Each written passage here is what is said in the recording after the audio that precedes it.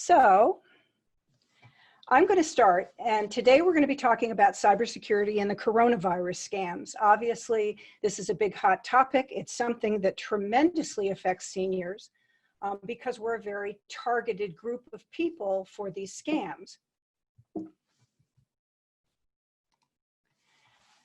Here's a little bit about me because most of you don't know me. I'm Robin Saunders, and I actually am a college professor, a full-time college professor at Bay Path University in Longmeadow, Massachusetts, and at Norwich University, and I work in the cybersecurity, obviously in the cybersecurity departments.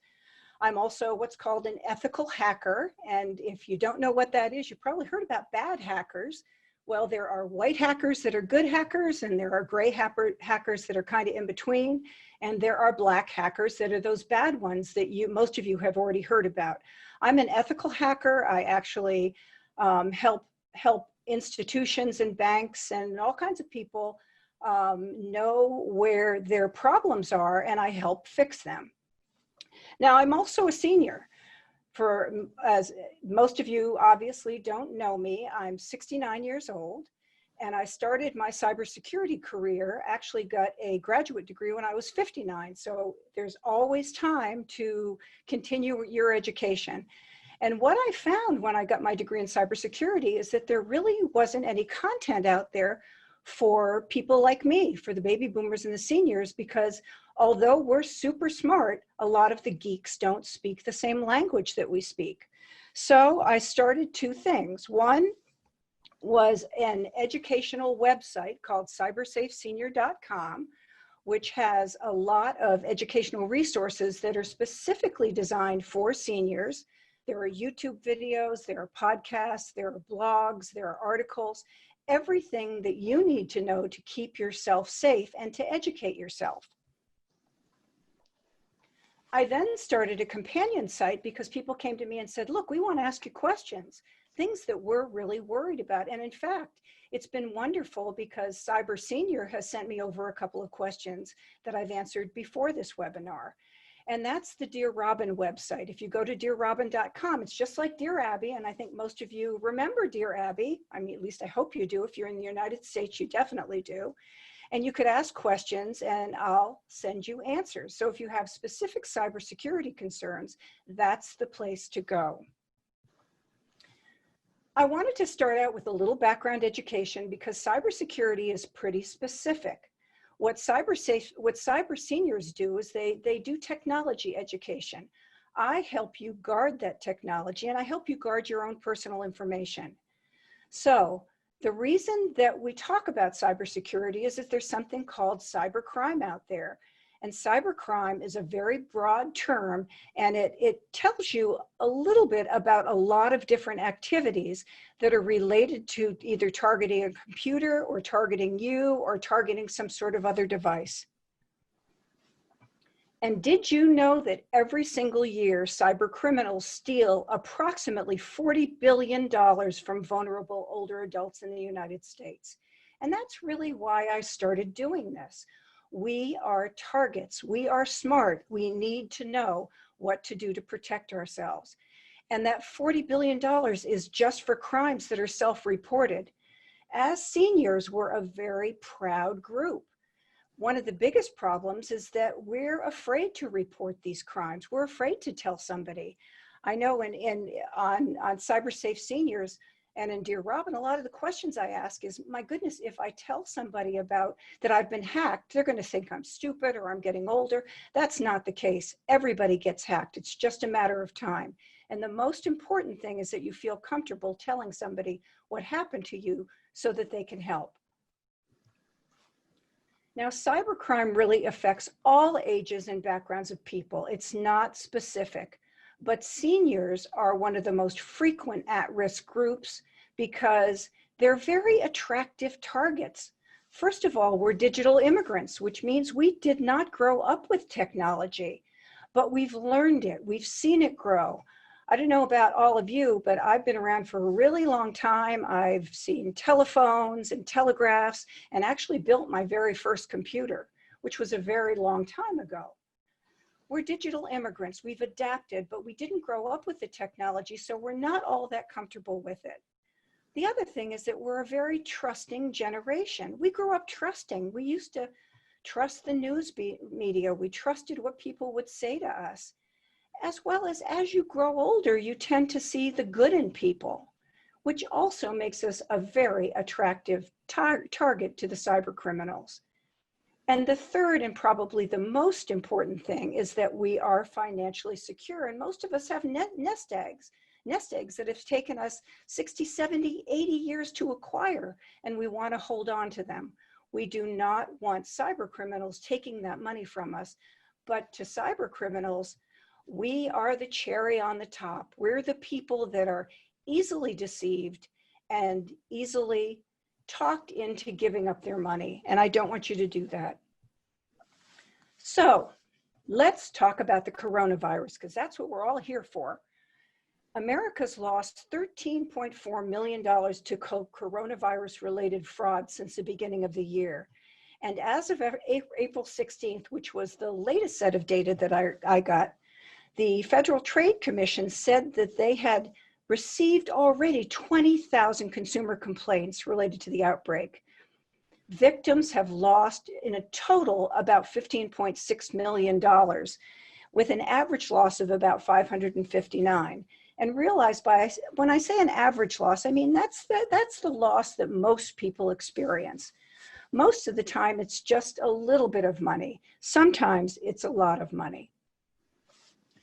So what is cybersecurity? We know all about what cybercrime is, and we know a little bit about the coronavirus, but cybersecurity is the practice of protecting systems and networks and programs from any sort of a digital attack. Now, these digital attacks are also called cyber attacks. And what these hackers or scammers want to do is they want to either destroy technology, maybe it's your computer, maybe it's your iPad, maybe it's your iPhone. They want to extort sensitive information so that they can steal your identity or get into your bank accounts. And they want to extort money from the users. And in the business realm, they want to try to disrupt business processes. Unfortunately, we all know that we have virus protection on our computers and we have firewalls on our computers, and most of you have probably heard those terms. But regardless of the technological software that we have and the physical barriers that we have, what research shows is that the weakest link in any security system is always the same. It's the people.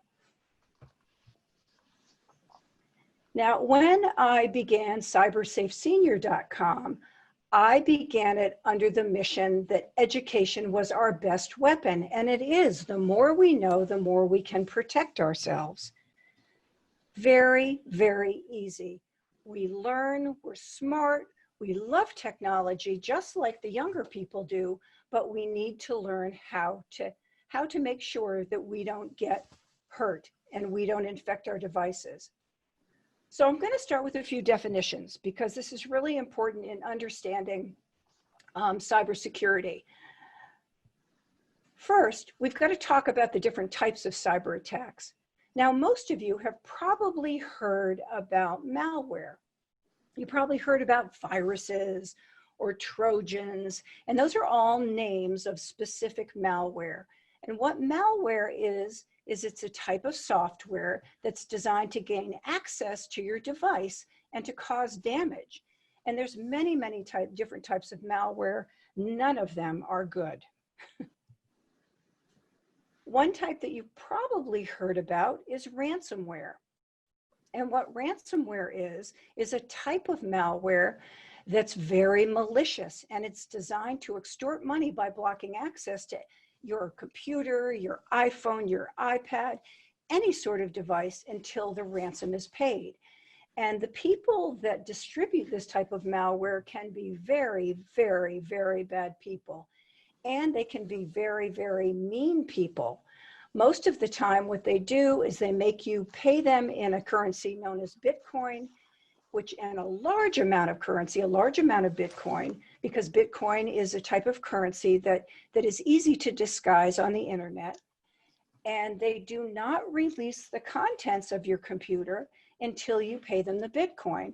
And unfortunately, I don't know about most of you, but my most precious things on my computer are the pictures of my grandchildren and my family.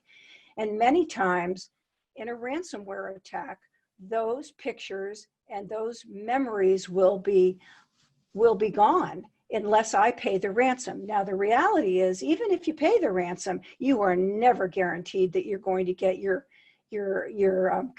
computer or the contents back. Because remember, these are bad guys. These are not honest people. These are people that are doing this to make money. This is their job. Now, spyware is another type of malware, and this is just as bad. Now, what it does is it infects your computer or your iPhone or any sort of mobile device, your smartphone, and it gathers all kinds of information about you. It gathers things like what keystrokes you use to put in your password, what sites you visit, what kinds of things you download, your usernames and passwords, your banking information, what emails you send and receive. And it spies on your devices. Now, it can also spy on you through your camera. And I always tell people, if you have a camera on any device, put a piece of black tape over the camera lens until you need to use it, because then it prevents people from actually looking at you. But spyware is very, very dangerous stuff. There recently was a scam associated with spyware that was really found at airports and hotels. All of us love to charge our devices, and if you're at a hotel or an airport and all of a sudden your battery becomes low, you grab for the nearest charging cable. And what these scammers, these spyware people were doing is they were planting charging charging cables all around for people to pick up. And when you would pick them up and when you would attach them to your telephone or your iPad or your computer, most of it was targeted at digital devices like iPads and iPhones, it would upload spyware to that device so that even when you weren't attached to it, they were still able to go in and look at what you were doing. It's pretty scary. Now, social engineering is another type of attack in cybersecurity, and it's a tactic that scammers use to get to know you so that they can influence you and manipulate you and deceive you into revealing sensitive information. I'm going to show you a quick little video. What is social engineering? Have you ever received a suspicious email with a garbled subject line? Or ever held the door open for an unverified solicitor? These are just some everyday situations where social engineering and its tactics play a larger part in seeking out information otherwise not available to them. There are many ways an attacker can socially engineer a victim, such as phishing emails or pretexting. Many of us have fallen victim to clicking on a suspicious link or attachment only to have an instance of malware or spyware downloaded into our systems. Phone calls are another growing problem, with scammers posing as IT personnel or using other false pretenses to elicit private info, giving an attacker full access to your information. This is often referred to as human hacking, where an attacker relies on coercion and clever research versus hacking machine. Now, what these social engineers want to do is they want to really get to know you. They want you to trust them, because at that point, you're much more likely either to click on a link that they've provided or to provide them with information that they need to either steal your identity or to hack into one of your accounts. And they're very, very crafty. Another type of attack, and the last one I'm going to talk about today, is phishing, spelled with a P. And phishing is the practice of sending fraudulent emails that look like they're coming from reputable sources in order to try to get you to click on a link or download information so that you will go to a site or a place where they can steal your personal information or your bank account numbers.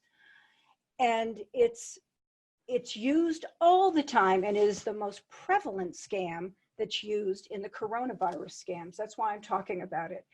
There is a small field under phishing called farming, in which you click on a fish, in which the perpetrators try to get you in a phishing email, but instead of trying to get your information, they want to download malware onto your device. So the difference is that one installs malware and the other tries to get your personal information. So we are now going to talk about the coronavirus scams that are going to be particularly affecting seniors. Now realize that cybercriminals, this is not a first, cybercriminals always take advantage of whatever trending topic is in the news to try to prey on consumers, and particularly seniors. It doesn't matter what the trending topic is in the news, the cybercriminals will take advantage and try to get our information and our money. And the virus may now be the biggest phishing topic ever. So as I said before, most of the coronavirus scams are phishing scams, which means they're going to come either in an email, they're either going to come in a text message, or they're going to come via a phone call. And as I said before, phishing is a practice of sending fraudulent emails that resemble emails coming from reputable sources. And these phishing hackers are really, really good at counterfeit emailing. They can go to the World Health Organization and they can copy their logo and they can copy a page as a screenshot. Now, most of you probably know how to do a screenshot from your computer or your iPad or your smartphone. And they can make it look like their email is coming directly from that fraudulent site. And what has happened is that the pandemic has led to an explosion of these phishing scams. Now, every day, Google, which is a search engine that many of you use a lot, is blocking 18 million coronavirus scam emails every single day. And they keep track of this, but a lot of them still get through. And a lot of them are coming from people that are trying to impersonate the World Health Organization, the United States government, the Canadian government, and they try to persuade you yet again to either click on a link or to download some software. Now, currently, these coronavirus scams, and I have to say they do change every single day. If you Google coronavirus scams, you're going to get all kinds of information. And I'm sure we're not even seeing, I'm sure there'll be scams in the next few days that I haven't even seen before. Most of them are for either fraudulent products, for fake charities, fake investment opportunities, or imposter phone calls. And these are the ones that are primarily designed to go to seniors, to go to people that are much more trusting, as I said before. So I'm going to give you the ammunition and show you how you can spot a phishing email. And I'm going to give you some information that I want you to practice. Now, there's two types of phishing. One is called phishing, obviously, and the other is spear phishing. And the only difference is that spear phishing is targeted directly at you. It may contain your name. It may even know people that you know, names of relatives, names of neighbors. That's a spear phishing email. And the reason that people do it is you're much more trusting if somebody says, oh, Robin Saunders sent you an email. Oh my gosh, I just saw a webinar and she's a cybersecurity person. So what I'll do is I'll definitely click on that email. Don't be duped. Now, these phishing emails and these spear phishing emails come in some general categories. The first, and probably the most emails, are being sent as CDC alerts. I'm not quite sure how they're being sent in Canada, but in the United States, they're being sent as CDC alerts. And they're alerting you to things like the coronavirus epidemic has spread to your area. Click on this link to make sure that you're going to be avoiding it. Or 5 million people have now been infected. Please click on this link and we'll show you how you can keep safe. There are also health advice emails. Well, let's see. If you have the coronavirus and you have diabetes, you might be more prone to getting the disease. Click on this email to find out more. There's also a scam concurrently going on with this, because now all of a sudden they've decided that they have the attention of seniors, that are called bogus cybersecurity emails or scams. And what they're doing is they're demanding payment by a wire transfer or gift card to stop suspension of your Social Security account. And these are very scary, particularly to seniors. I don't know about all of you, but I definitely collect Social Security. I'm sure some of you do.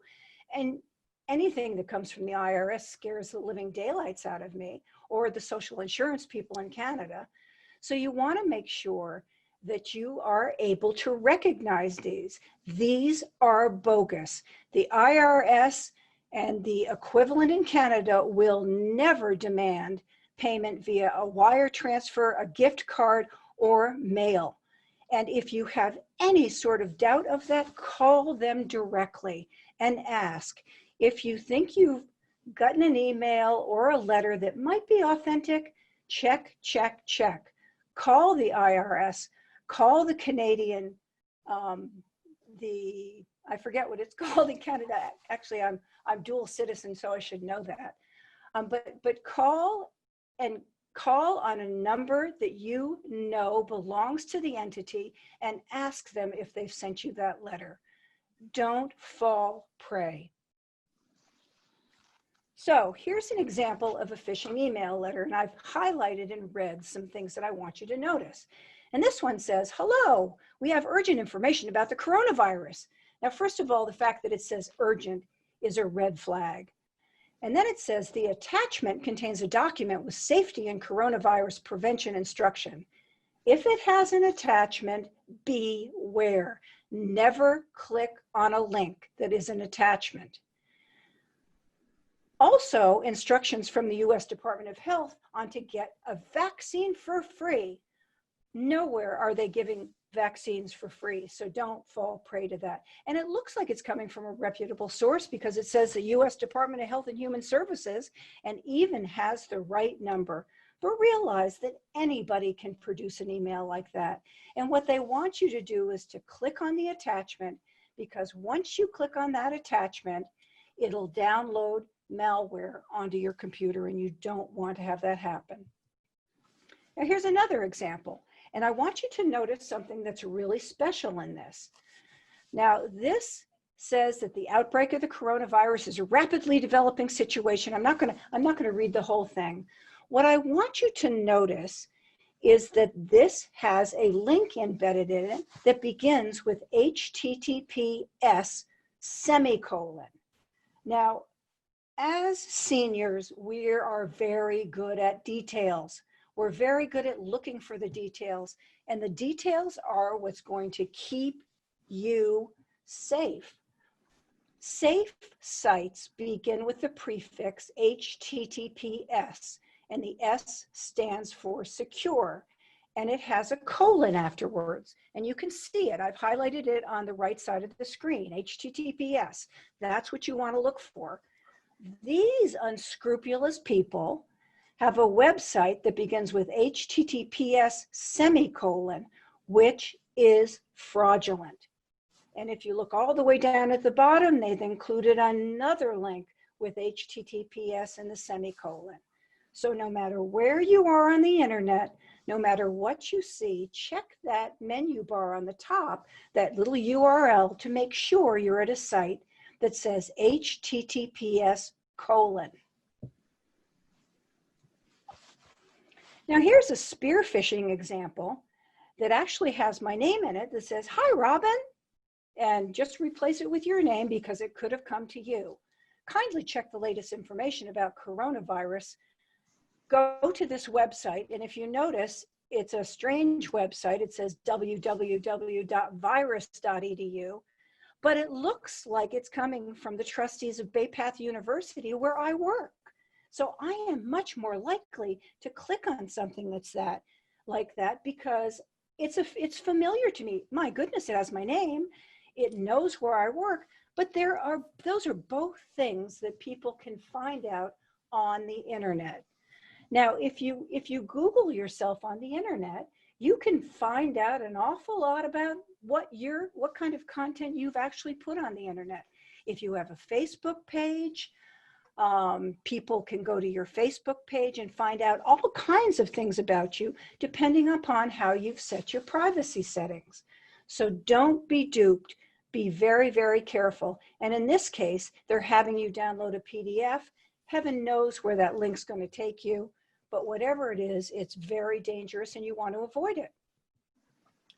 Now, here are some tips for recognizing and avoiding phishing emails.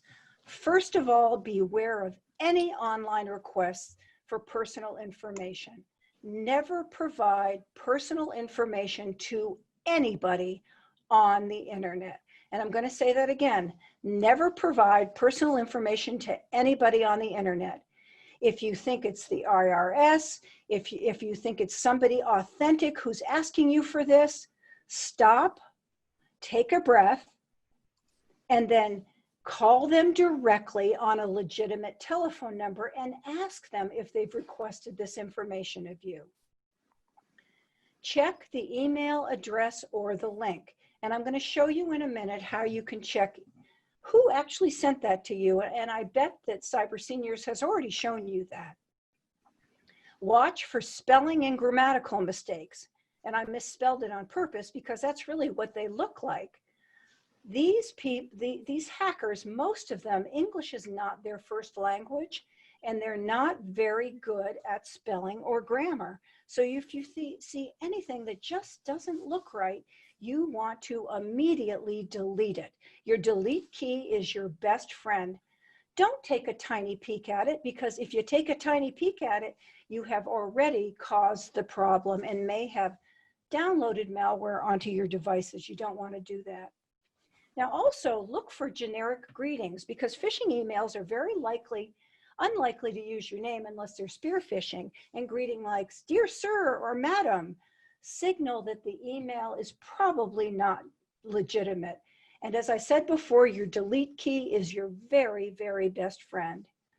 And always avoid any emails or links that say act now, or you're going to be in big trouble with the IRS, act now, or you're not going to be able to get this incredible deal. All of those are tips that you should be hitting your delete key. Now, this is from my own phone, and these are two examples of phishing emails, and I wanted to show you how I was able to tell who they came from. The one on the left that says congratulations is going to one of my personal accounts, and it says, "Hi RSB," which is not my name, it's my email address. "Your CVS pharmacy rewards are here. Open and affirm now. You've been selected to get an exclusive reward. Who doesn't want $90? And if I were to click on that link, I would be taken to a place where these perpetrators would either want to get my personal information or I'd be downloading malware. So this is what I do. The first thing I do is I hover over the from, and I look, and it shows me this weird number thing that is actually the email address that's sending it to me. So I know it's a fake, and I want to block this contact, so I block them. I can always unblock them if I've done something by mistake.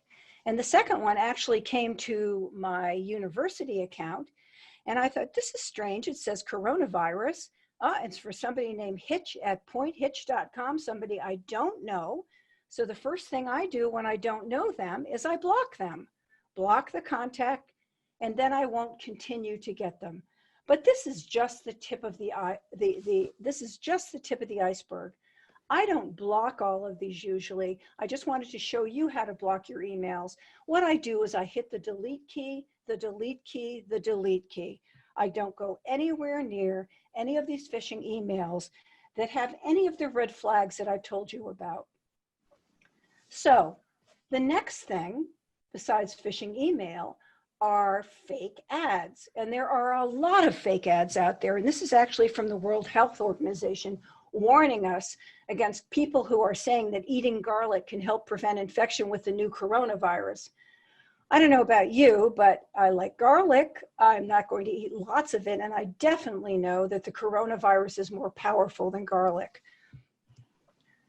So, what I really have to say about these fake ads is that we as seniors have seen, there's a long history of unscrupulous entrepreneurs that have been profiting from worthless or harmful medications or treatments. I mean, I've fallen prey to a couple of these in my past. I don't so much anymore. And in this case, this wonderful snake oil, if you look up in the front, Clark Stanley snake oil is good for everything. We know that can't be true. And here's a cute little ad. No medicine. It is far more than that. It is a tonic, an elixir to purge the body and lift the spirits. So it does everything. But we all know that if it is too good to be true, it probably is not. So scammers have posted ads that claim to offer everything from treatments or cures. And the ads most of the time try to get you to do something immediately. Buy now. There's a limited supply. And the problem is that if you click on these ads, 3 bad things can happen to you. First, you can click on the ad and all of a sudden download malware onto your device, which is really bad. And remember the malware I talked about, ransomware, I talked about spyware, there's all kinds of other malware. If you click on the link, you might be asked to share some personal information to get whatever you're buying, things like your name, your address, your credit card numbers. And even if the site doesn't take your personal information, whatever you ordered probably will be a purchase or a product that is totally useless. So be smart. We are a super smart generation. We also know that if it seems too good to be true, then it probably is not true. Fake charities is next on my list because, like most of you, I like to give to charities. I think it is amazing and wonderful, and these charities certainly need our help. But in the time of the coronavirus, all kinds of fake charities have popped up. And what they're doing is they're taking charities that we love and already know, and they're making similar sounding names.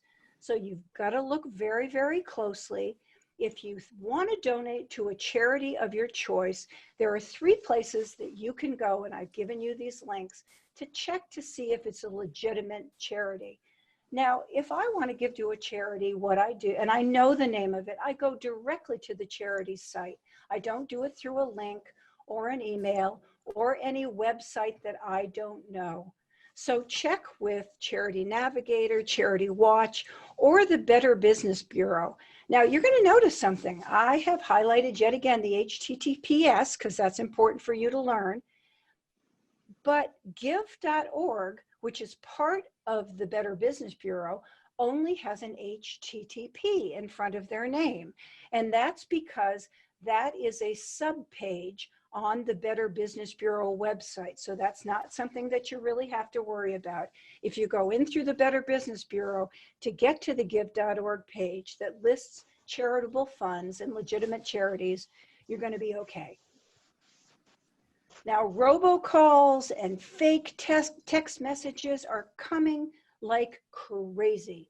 And over the past week, fraudsters have placed an estimated 1 million suspicious calls about the coronavirus to Americans on their smartphones. And here are some examples. The coronavirus has caused the U.S. to declare a national emergency.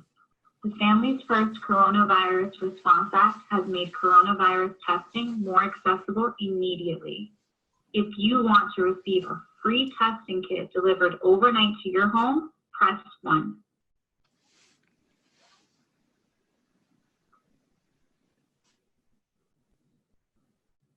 If you do not want your free testing, press 2.